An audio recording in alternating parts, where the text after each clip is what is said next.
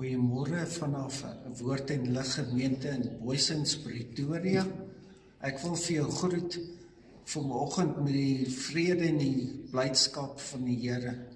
Ons het verlede week met ons reeks begin oor verhoudings. Ons praat vanoggend 'n bietjie oor ons verhouding met ons huweliksmaat.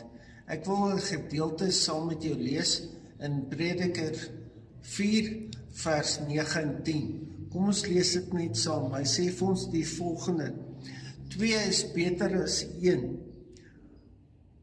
want hulle het 'n goeie beloning vir hulle moeitevolle arbeid, want as hulle val, kan die een sy maat optel. Is dit nie so belangrik in die huwelik dat die een maat die ander maat optel nie? Nou, ek wil vir jou 'n paar wenke gee vir 'n suksesvolle huwelik. Die eerste is, ons het wysheid van God nodig. Ek en jy het wysheid van God nodig in hierdie huwelik.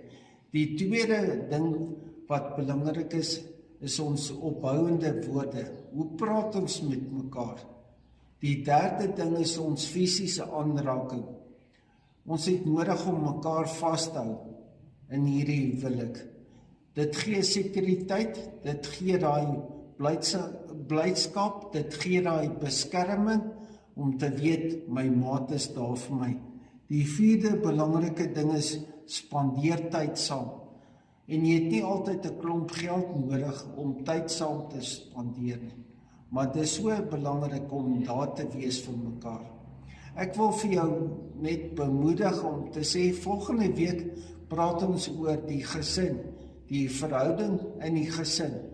So luister, wees deel van hierdie gesprek deur in te skakel by ons kanaal, om dit te like, soos hulle sê, hou daarvan, of om deel te wees, om te sê ek soek 'n subscription, ek wil deel wees. Dit kos nie geld nie, maar elke week stuur ons op die YouTube kanaal vir jou hierdie boodskap om jou te bemoedig en jou te versterk. Mag die Here jou seën en jou opbou in hierdie week wat voor lê in Jesus naam. Amen.